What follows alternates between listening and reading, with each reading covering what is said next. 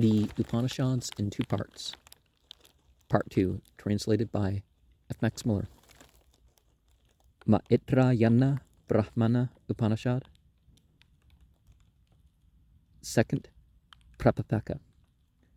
Then the saint Sakayanya, well pleased, said to the king, Great King Breharata, thou banner of the race of Ikshvaku, quickly obtaining a knowledge of self, thou art happy and art renowned by the name of Marut, the wind.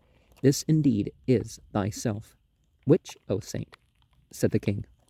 Then the saint said to him, He who, without stopping the outbreathing, proceeds upwards from the Sathula to the Sukshma Sarira, and who, modified by impressions, and yet not modified, drives away the darkness of error. He is the self. Thus said the saint. Maitre and Sakayanya said the king, Brihadrata, he who in perfect rest, rising from this body, both from the Sathula and Sukshma, and reaching the highest light, comes forth in his own form. He is the self. Thus said Sakayanya. This is the immortal, the fearless. This is Brahman. Now then, this is the science of Brahman, and the science of all Upanishads, O king, which was told us by the saint Maitre. I shall tell it to thee. We hear in the sacred records that there were once the Valakyas who had left off all evil, who were vigorous and passionless. They said to the Pragapata Kratu, O saint, this body is without intelligence, like a cart. To what supernatural being belongs this great power by which such a body has been made intelligent? Or who is the driver? What thou knowest, O saint, tell us that. Pragapata answered and said, He who in the Srute is called standing above, like passionless ascetics, amidst the objects of the world, he indeed, the pure, clean, undeveloped, tranquil, breathless, bodiless, endless, imperishable, firm, everlasting, unborn, independent one, stands in his own greatness, and by him has this body been made intelligent, and he is also the driver of it. They said, O saint, how has this been made intelligent by such a being as this which has no desires? And how is he its driver? He answered them and said, And that self, which is very small, invisible, incomprehensible, called Purusha, dwells of his own will here in part, just as a man who is fast asleep awakes of his own will in this part of the self, which is entirely intelligent, reflected in man as the sun in different vessels of water. Knowing the body, attested by his conceiving, willing, and believing, is Pragapata, Lord of creatures, called Visva. By him the intelligent is this body made intelligent, and he is the driver thereof. They said to him, O saint, if this has been made intelligent by such a being as this, which has no desires, and if he is the driver thereof, how was it? He answered them and said, In the beginning, Pragapata, the Lord of creatures, stood alone. He had no happiness when alone. Meditating on himself, he created many creatures. He looked on them and saw they were like a stone without understanding and standing like a lifeless post. He had no happiness. He thought, I shall enter within that they may awake. Making himself like air, Vayu, he entered within. Being one, he could not do it. In dividing himself fivefold, he is called Prana, Apana, Samana, Udana, Vyana. Now that air which rises upwards is Prana. That which moves downwards is Apana. That by which these two are supposed to be held is Dhyana. That which carries the grosser material of food to the Apana and brings the suppler material to each limb has the name Samana. After these, Prana, Apana, Samana comes the work of the Dhyana, and between them, the Prana, Apana, and Samana on one side, and the Dhyana on the other, comes the rising of the Udana. That which brings up or carries down what has been drunk and eaten is the Udana. Now the Kamsu vessel, or Prana, depends on the Antaryama vessel, Apana, and the Antaryama vessel, Apana, on the Kamsu vessel, Prana, and between these two, the self-resplendent self produced heat, and this heat is the Purusha, person, and this Purusha is Agni Vaesvanara, and thus it is said elsewhere, Agni Vaesvanara is the fire within man, by which the food that is eaten is cooked, i.e. digested. Its noise is that which one hears if one covers one's ears. When a man is on the point of departing this life, he does not hear that noise. Now he, having divided himself fivefold, is hidden in a secret place, Buddha, assuming the nature of mind, having the pranas as his body, resplendent, having true concepts, and free like ether, feeling even thus that he has not attained his object. He thinks, from within the interior of the heart, let me enjoy objects. Therefore, having first broken open these five apertures of the senses, he enjoys the objects by means of the five reins. This means that the perceptive organs, ear, skin, eye, tongue, nose, are his reins. The active organs, tongue for speaking, hands, feet, anus, generative organ. His horses, the body, his chariot. The mind, the charioteer. The whip, being the temperament, driven by that whip, this body goes round like the wheel, driven by the potter.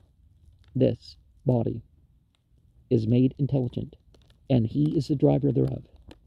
This is indeed the self, who, seeming to be filled with desires and seeming to be overcome by bright or dark fruits of action, wanders about in every body, himself remaining free, because he is not manifest, because he is infinitely small, because he is invisible, because he cannot be grasped, because he is attached to nothing. Therefore, he, seeming to be changing, an agent in that which is not prakriti, is in reality not an agent and unchanging. He is pure, firm, stable, undefiled, unmoved, free from desire, remaining a spectator, resting in himself, having concealed himself in the cloak of the three qualities. He appears as the enjoyer of Rita, of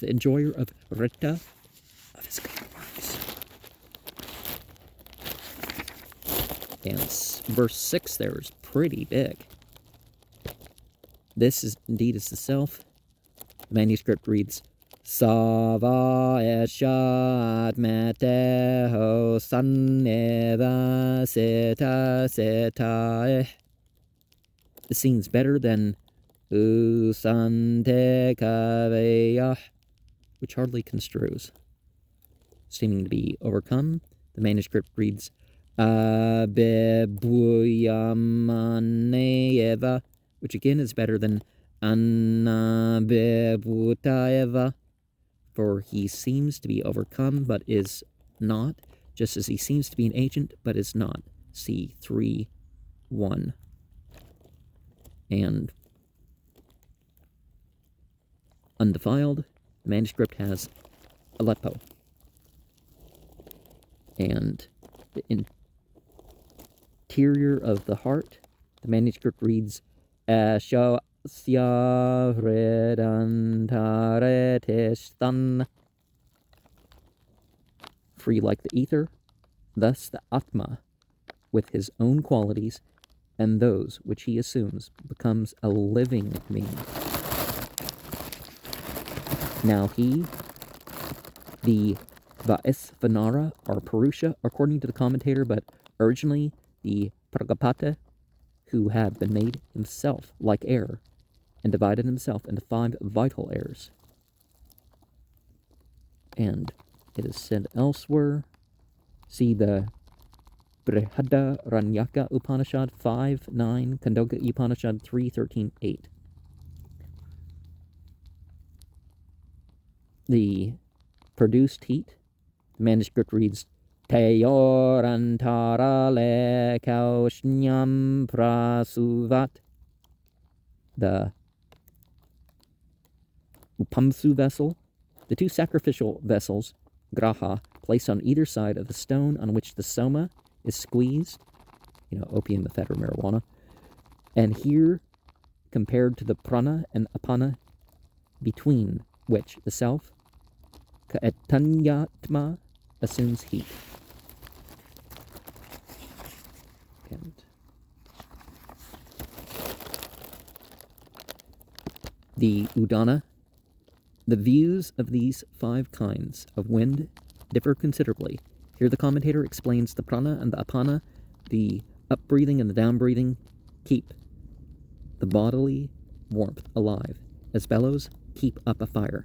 The food cooked in it is distributed by the samana, so that the coarse material becomes ordure, or middle flesh, the subtle material mind, manas.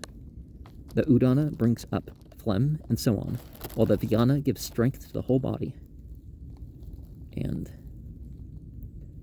that which carries the grosser material, the manuscript has Negirate kaesho vavasa udano athayana etas sera anuvyapta esha vavasa vyana.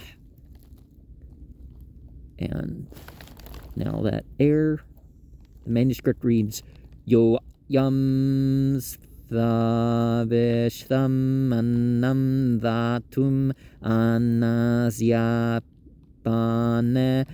sthapayate anishtham kange samnayate shavavasa samano vayoyam, leaving out Anam. This seems the right reading. The whole sentence from Uttaram to Udanasya is left out in the manuscript.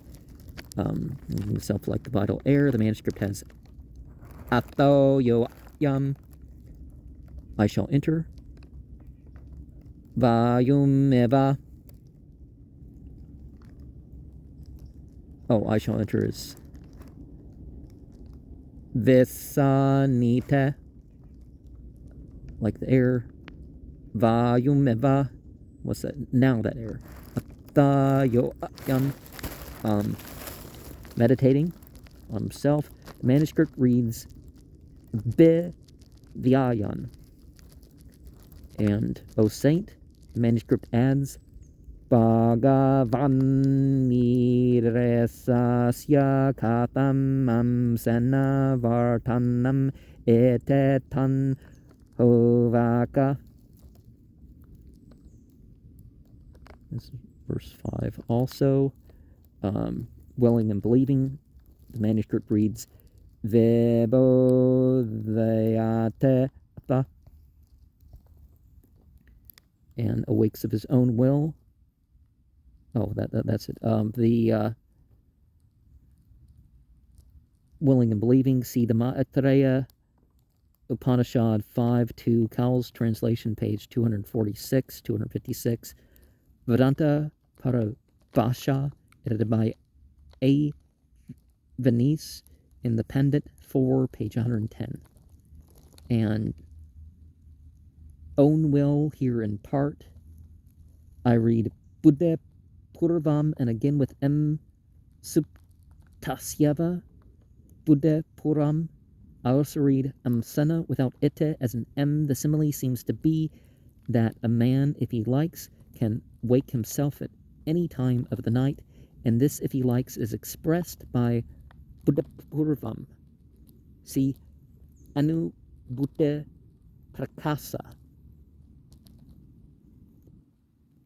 verses 67 and 68.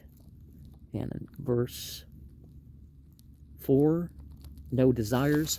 Well, you have desires, but the desires aren't the ruling factor, right? The reading Anishthana is explained by the commentator as free from any local habitation or attachment.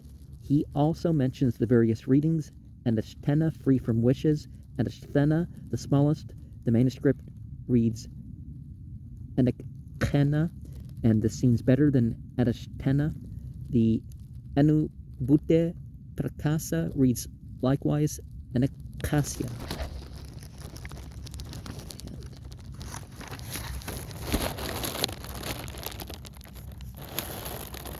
Bodiless. Niratma is explained by the commentator as thoughtless, without volition, and so on, but Atma is frequently used for body also, and this seems more appropriate here. The manuscript, however, reads Ani Satma, and as the reading explained by the Anubhuta Prakasa, page 228, verse 60, this might mean the Atman, which has not yet assumed the quality of a personal God, or a personal thing that you're building up to relate to God, perhaps. See see 6, 28, and 31. The passionless ascetics. The commentator allows Urv Varat Asah to be taken as a vocative also. And O Saint, tell us that. In verse 3, the manuscript adds Bruhite te hokr Bhagavan katham manana vasyamyat Bhagavan vetse etad asmakam bruhite tanhuvakate. And the Valak Elias, verse 3 here. Manuscript translation of the Rig Veda, preface 34. And he is the self, verse 2.